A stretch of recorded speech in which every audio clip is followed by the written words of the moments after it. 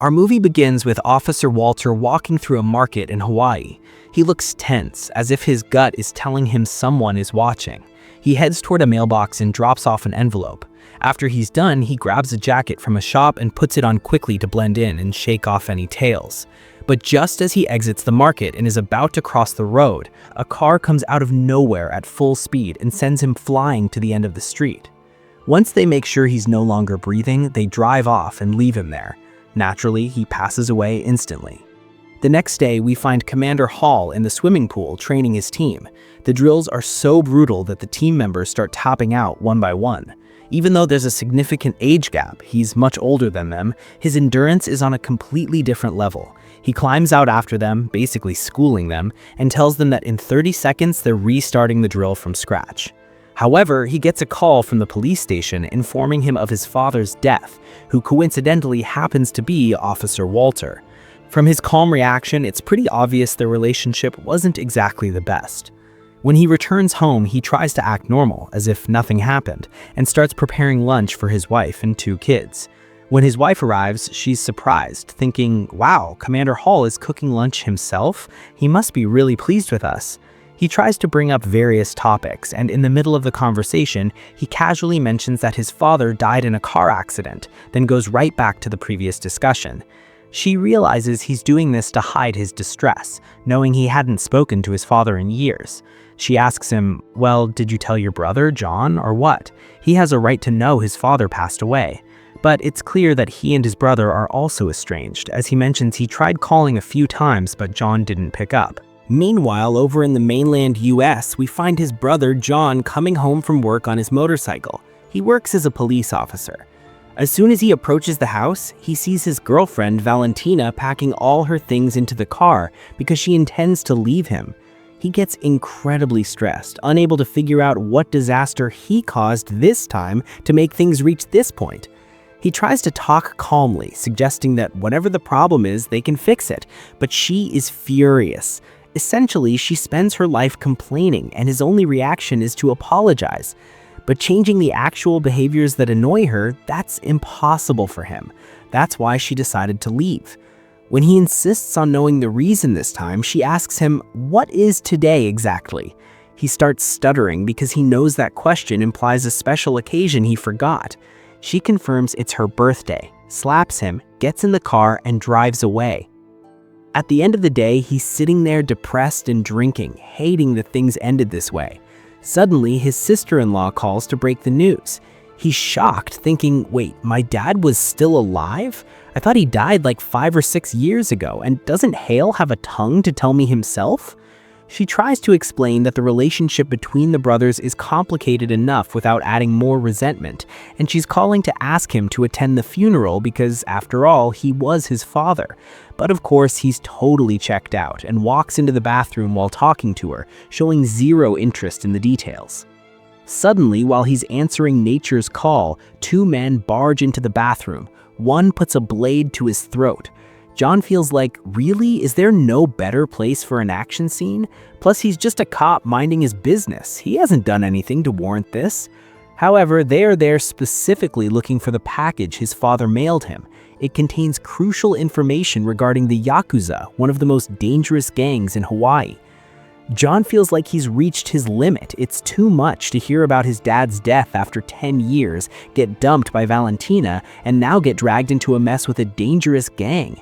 He unleashes all his pent-up rage on them. Their tough guy act doesn't work on him at all. He's big enough to be 4 of them combined. He beats them to a pulp until they're completely out of commission. Since they live in Hawaii, they perform the funeral rites by the ocean. They put the ashes in an urn surrounded by flowers to scatter them in the sea. Hale notices that men from both the Yakuza and the Koba gang are watching the funeral from a distance. His cousin, Nani, tries to reassure him, saying it's normal since his dad was a high-profile cop who always investigated them. She's mostly worried about whether John will show up. Before she can finish her sentence, John walks in. She runs to greet him happily since she hasn't seen him in years. Hale tries to act casual, as if 10 years of silence haven't passed. John intentionally provokes him, asking, "You have a tongue, so why did you make your wife call me?" The priest senses the rising tension and reminds them this is their father's funeral, asking for some respect. Mayor Potter steps up to give a eulogy in his floral shirt as he was Walter's closest friend. After the rites are done and the ashes scattered, they go to Hale's house for lunch. John is annoyed because it's the same house they grew up in, and he asks, "Am I still reminding you of your father betraying your mother?" We learn that they are only half-brothers. Walter cheated on his wife with another woman and had John. When John got a bit older, Walter took him in to raise him in a family environment. Hale gets angry that after all these years, John is still bringing up old history, arguing that they are brothers regardless of their parents' drama. But clearly, John hasn't forgotten anything and holds a serious grudge. While they are having lunch with Potter, who is like a father figure to them, John apologizes for missing Hale's mother's funeral, but ruins it immediately by adding, "But whatever, she didn't consider me a son anyway." The tension is about to explode, but John's sister-in-law saves the situation by throwing food at him, pretending it's a joke to change the subject. Her goal works, but John pivots to an even more complicated discussion. He came back specifically to find out who killed their father. Hale feels fed up because John always shows up with a new disaster. He tells him, "I have nothing to help you with." John isn't surprised and tells him, "That's exactly what I expected, just like when I came to you about Mom's accident." The sentence hits everyone like a shockwave because they didn't want to open that wound.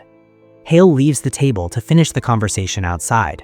The core issue is that John is convinced his big brother is a coward who abandoned him when their mother died in a mysterious accident because he was afraid for his career, and now he's doing the same to protect his wife and kids. Hale sees things differently. He thinks John is reckless and attracts trouble.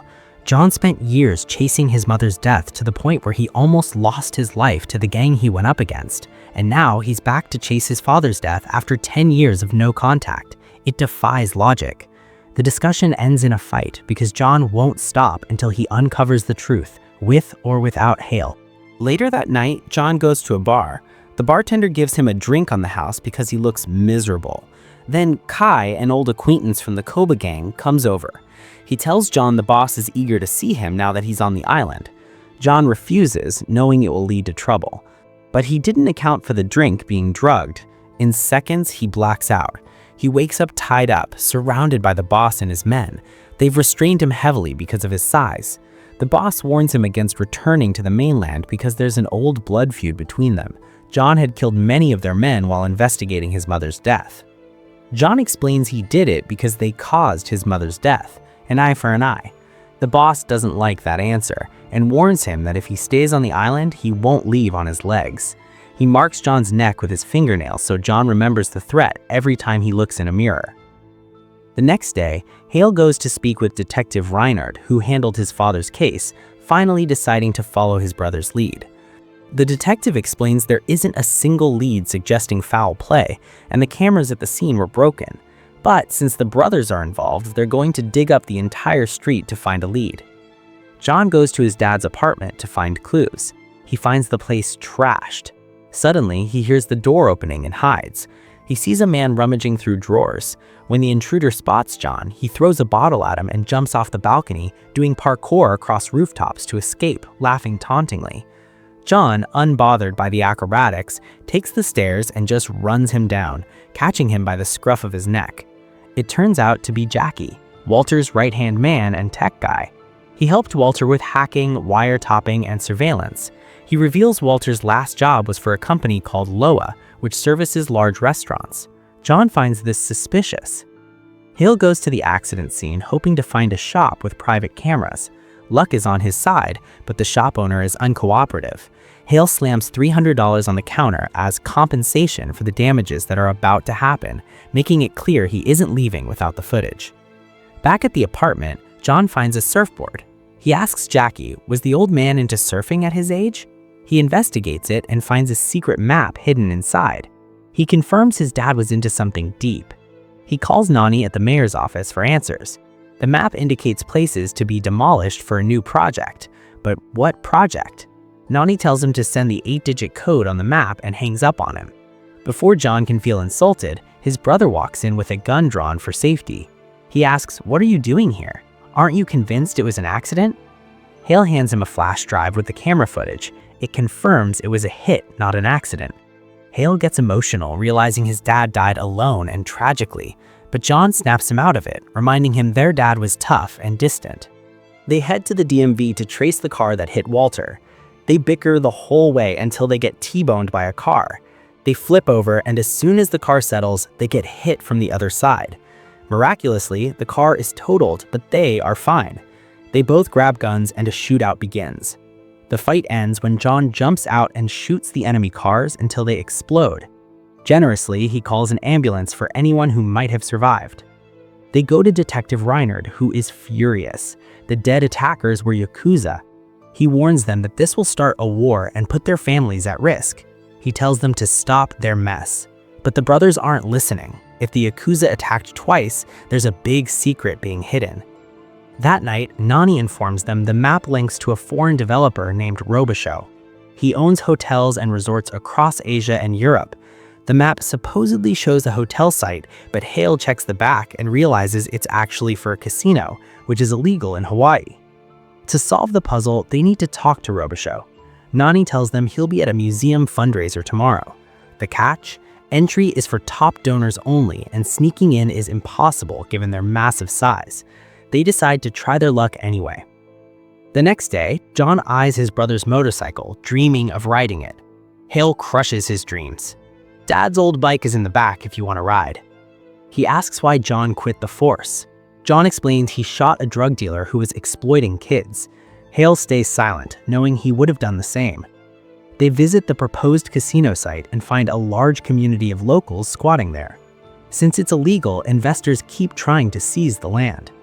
They get a call about a dead body found on the beach, an accountant for the mayor, hit by the same car that killed their dad. When the detective realizes the brothers know nothing, he shuts them out, reminding them they are suspended. Jockey reminds them the gala starts in an hour. He gets them in as servers. Inside, John gets distracted by a beautiful woman and forgets the mission. Luckily, she turns out to be Robichaux's wife. She realizes he's Walter's son and reveals she hired Walter to investigate her husband's shady business to get leverage for a divorce and a payout. She gives John her hotel key and leaves. Hale gets caught by the Yakuza. They take him and John to Robichaux. Robichaux claims he hired Walter to investigate his wife for cheating, and when she came up clean, he paid Walter and that was it. The brothers don't buy it, knowing a guy who keeps severed fingers on his desk wouldn't just let it go if he suspected betrayal. Robichaux gets tense and ends the meeting. The next day, John goes to meet the wife, only to find police surrounding the hotel. She fell from the balcony. Furious, knowing Robichaux killed her, John storms Robichaux's house. He gets overpowered by the guards and handed over to the police. Mayor Potter bails John out, giving him a fatherly speech about how Walter had a dark side that destroyed his family, implying the brothers inherited it. Outside, Hale lectures John about being reckless. Hale snaps, and the brothers beat the living daylights out of each other until they're both bruised and battered. John finally opens up. He felt abandoned by his big brother when their mom died. He watched her die and couldn't help. Hale defends himself, saying he did it to protect John from the gang. Even if they got justice, the gang would have killed John in prison. He apologizes for not being there emotionally. They finally make peace. Back home, Hale's wife scolds them for fighting like children. Valentina calls John. She found the package in the US. John tells her to bring it to Hawaii immediately. She's furious. He said he'd never go back, but she agrees to come. She arrives, still cold towards him because he forgot her birthday. They leave the flash drive with Jackie to decrypt. Suddenly, they're attacked on the highway, this time by a helicopter. Valentina drives while the brothers shoot it down. After the intense battle, they casually go to a diner. Hale is stressed because his wife's car got destroyed in the fight. Luckily, Jackie cracks the drive. The drive reveals transfers of over $30 million from Robichaux to Mayor Potter. The mayor is the traitor facilitating the illegal casino. Nani, trying to help, hands the map to Potter, unaware he's the villain. He takes it and leaves. Hale returns home to find his wife and Nani gone, and his kids hiding in the bathroom. Robichaux video calls. He has the women. He demands the drive. Hale grabs his brother and they head to his secret weapons cache. They stealthily attack Robichaux's compound, taking out guards. Robichaux realizes the power is cut and sends his men out, but they are already down. John confronts Robichaux. The Yakuza arrive as backup for Robichaux, but the brothers wipe them out in minutes. They find Robichaux fleeing on a boat. They rescue the women. John insists on finishing Robichaux. Hale's wife tells Hale to go with his brother to end this once and for all. Robichaux exhausts John in a fight and holds him at gunpoint, lecturing him on arrogance. John pulls a grenade, pulls the pin, and drops it between them. The blast knocks them into the sea. Hale dives in and saves John. The next day, they arrest Mayor Potter. The mission is a success. They go to the beach so Valentina can finally enjoy the ocean.